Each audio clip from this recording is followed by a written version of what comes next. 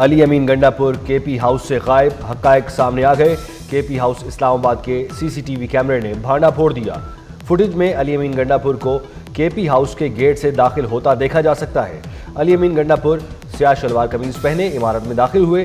علی امین گنڈاپور کے P house سے لباس تبدیل کر کے روانہ ہوئے۔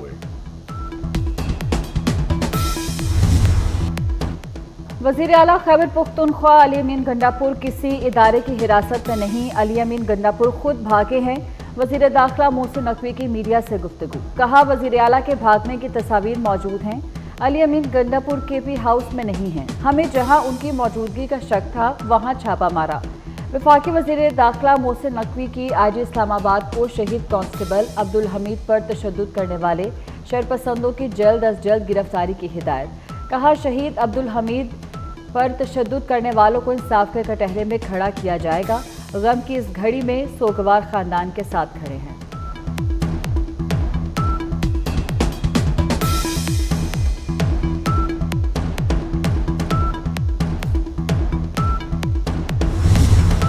وزیر اعلیٰ علی امین گنڈاپور خود ساختہ روپوش ہیں، ڈگی میں فرار ہو کر پورے خیبر پختونخوا کی ناک کٹوا دی۔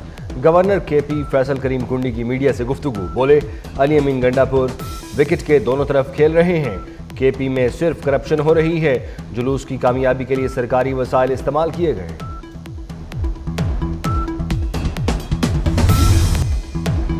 پی ٹی آئی کارکنان کے تشدد سے شہید پولیس اہلکار عبدالحمید کی نماز جنازہ ادا کر دی گئی۔ وفاقی وزیر داخلہ محسن نقوی، گورنر خیبر پختونخوا فیصل کریم کنڈی کی بھی شرکت، پولیس کے چاقو چوبند دستے کی شہید کو سلامی۔ اسلام آباد میں تحریک انصاف کے کارکنان کے پتھراؤ سے اہلکار عبدالحمید زخمی ہوئے۔ ایبٹ آباد کے شہید پولیس اہلکار عبدالحمید نے 3 ماہ بعد ریٹائر ہونا تھا۔ پی ٹی آئی مظاہرین کے پتھراؤ سے اسلام آباد پولیس کے اہلکار عبدالحمید کی شہادت پر وزیر اعظم شہباز شریف کا گہرے دکھ اور افسوس کا اظہار، واقعے کی شدید الفاظ میں مذمت، کہا پی ٹی آئی نے ہمیشہ احتجاج کی آڑ میں تشدد کا راستہ اپنایا۔ اسی سیاسی جماعت نے ماضی میں سرکاری ٹی وی کی عمارت پر حملہ کیا اور پارلیمنٹ ہاؤس کا گیٹ بھی توڑا۔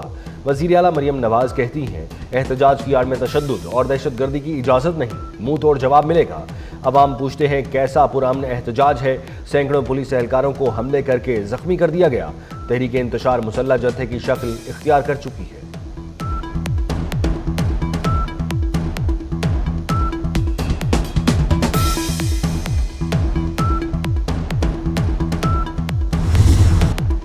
احتجاج کی آڑ میں انتشاری بلوائیوں کا دارالحکومت پر دھاوا، اسلام آباد میں بلوائیوں کی پرتشدد کارروائیوں کے فوٹیج اور ہوش شبہ حقائق منظر عام پر۔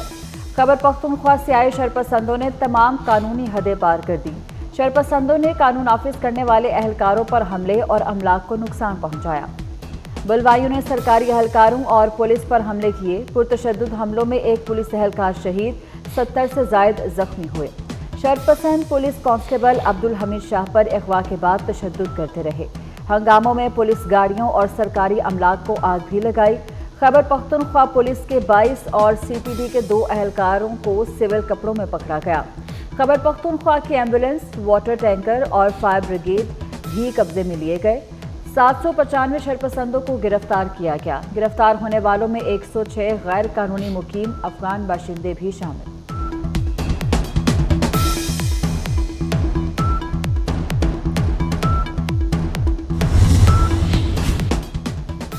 راولپنڈی لاہور کے داخلی خارجی راستے ٹریفک کے لیے کھل گئے، تمام رکاوٹیں اور کنٹینرز ہٹا دیے گئے۔ اسلام آباد سے پشاور موٹر وے بھی کھول دی گئی۔ ٹریفک کی روانی مکمل طور پر بحال، موبائل فون سروس بحال ہو گئی، میٹرو بس سروس بھی بحال۔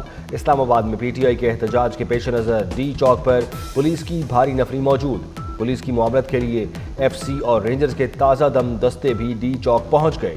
صورتحال قانون نافذ کرنے والے اداروں کے کنٹرول میں ہے۔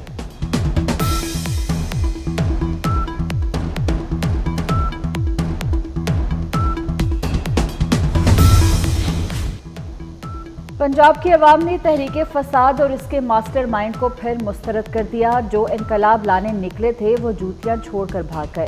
وزیر اطلاعات پنجاب اسما بخاری کا کہنا ہے پاکستان جب بھی ٹریک پر آتا ہے ایسے فتنہ رخنہ ڈالنے کے لیے نکل آتے ہیں۔ جس کے اپنے بچے لندن میں ہیں وہ قوم کے بچوں کو ریاست کے خلاف استعمال کر رہا ہے۔ پی ٹی آئی کی ایک اور 9 مئی کرنے کی کوشش ناکام بنا دی۔ وزیر اطلاعات پنجاب اسما بخاری نے کہا کہ کیا خیبر پختونخوا کے لوگوں کی قسمت میں دھرنے، جلسے اور مار دھاڑ ہی رہ گئی ہے؟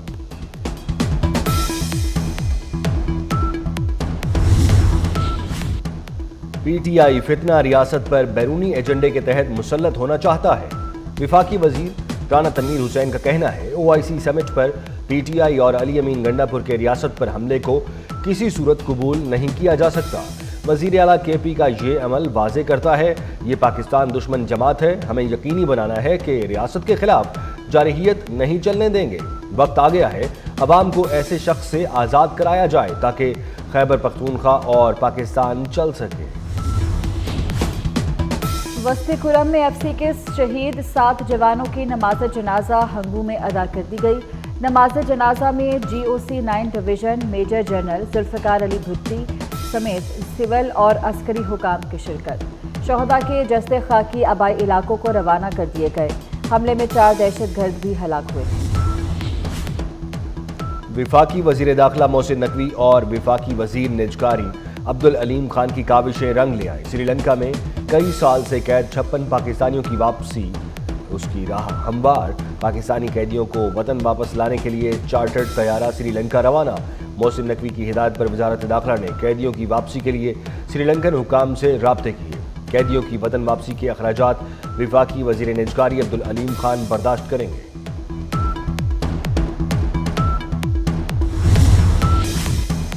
راولپنڈی میں ڈینگی کے حملوں میں شدت، 24 گھنٹے کے دوران 87 افراد میں ڈینگی وائرس کی تصدیق۔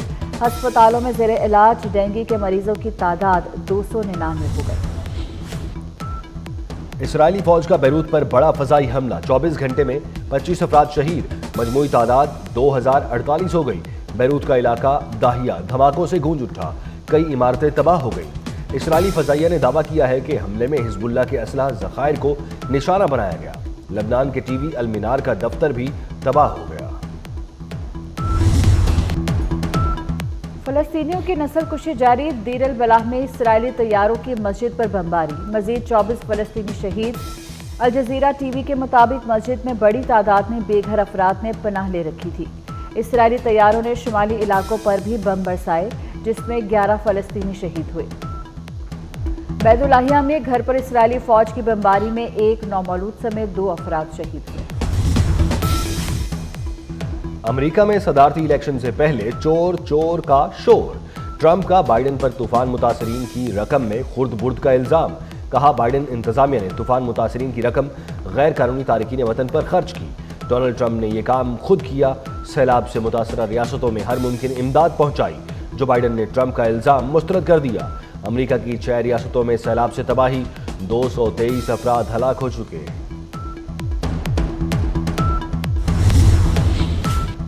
پاکستان نے انگلینڈ کے خلاف ٹیسٹ میچ کے لیے پلینگ 11 کا اعلان کر دیا۔ قومی ٹیسٹ ٹیم کے کپتان شان مسعود، نائب کپتان سعود شکیل ہوں گے۔ کھلاڑیوں میں سائم ایوب، عبداللہ شفیق، بابر اعظم شامل، سلمان علی آغا، عامر جمال، شاہین شاہ آفریدی شامل، نسیم شاہ اور ابرار احمد بھی ٹیم کا حصہ ہوں گے۔ محمد رضوان وکٹ کیپر کے طور پر ٹیم میں شامل ہیں۔ دونوں ٹیموں کے کپتانوں نے ملتان اسٹیڈیم میں ٹرافی کی رونمائی کر دی۔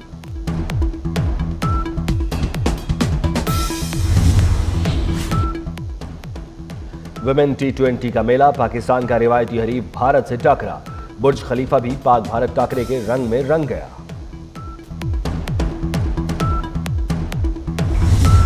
اور لا لیگا میں اسپینش فٹ بال لیگ کے سنسنی خیز مقابلے، ریال میڈرڈ نے ویلاریل کو 2-0 سے شکست دے دی۔ پہلا گول پہلے ہاف کے 14ویں منٹ میں، جبکہ دوسرا گول ہاف ٹائم کے بعد 73ویں منٹ میں ہوا۔